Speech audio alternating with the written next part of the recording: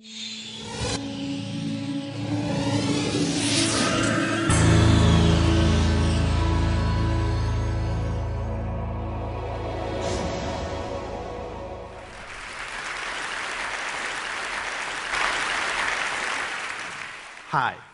this is my mobile phone.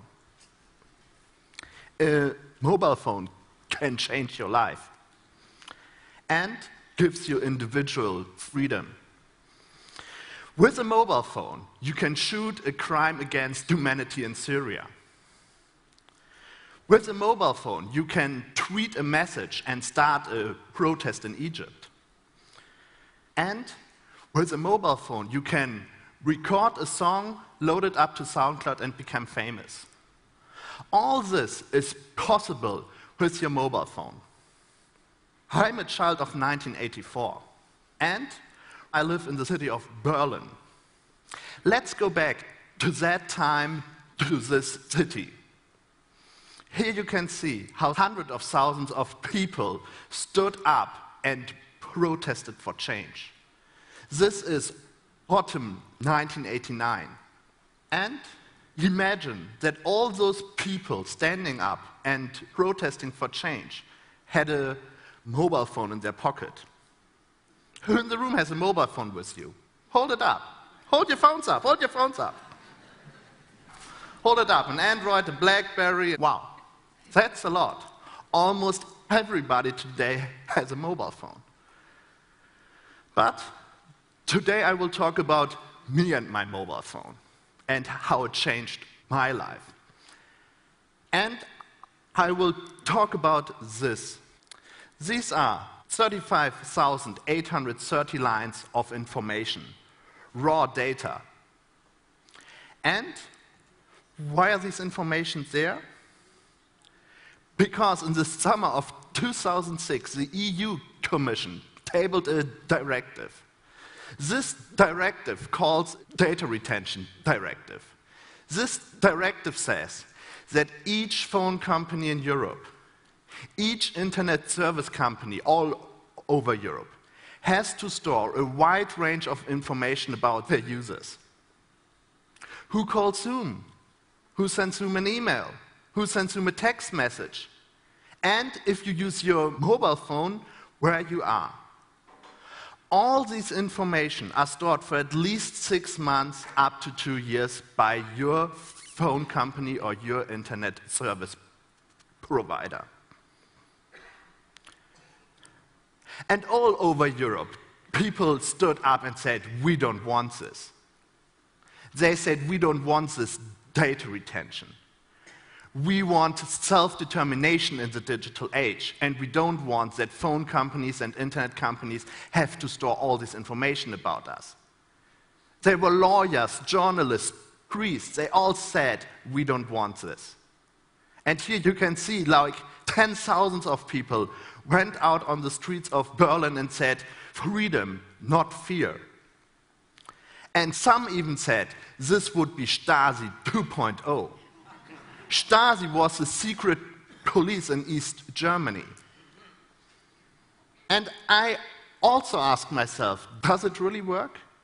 Can they really store all this information about us every time I use my mobile phone?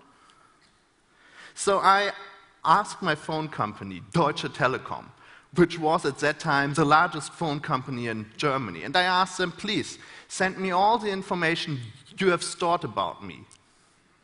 And I asked them once, and I asked them again, and I got no real answer. It was only blah, blah answers. But then I said, I want to have this information, because this is my life. You are protocolling. So I decided to start a lawsuit against them, because I wanted to have this information. But Deutsche Telekom said, no, we will not give you this information. So at the end, I had a settlement with them. I put down the lawsuit and they will send me all the information I asked for. Because in the meantime, the German Constitutional Court ruled that the implementation of this EU directive into German law was unconstitutional. So I got this ugly brown envelope with a CD inside. And on the CD, this was on. 35,830 lines of information. And first I saw it and I said, okay, it's a huge file, okay. But then after a while I realized, this is my life. This is 6 months of my life into this file. So I was a little bit skeptical, what should I do with it? Because you can see where I am, where I sleep at night, what am I doing?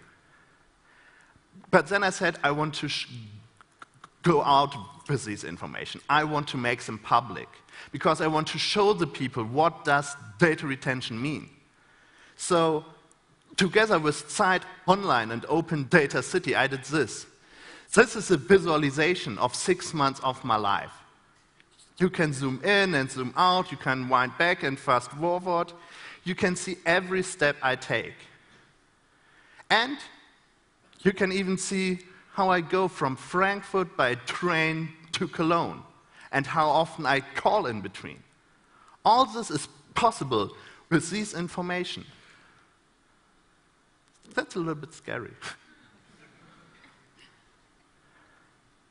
But it is not only about me. It's about all of us. First, it's only like I call my wife and she calls me. And we talk to each other a couple of times. And then there are some friends calling me and they call each other. And after a while, you are calling you and you are calling you, and you have this great communication network where you can see how your people are communicating with each other, what times they call each other, when they go to bed. You can see all this. You can see the hubs, like who are the leaders in a group. If you have access to this information, you can see what your society is doing. If you have access to this information, you can control your society. This is a blueprint for countries like China and Iran.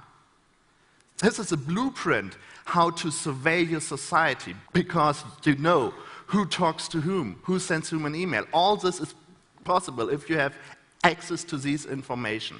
And these information are stored for at least 6 months in Europe, up to 2 years.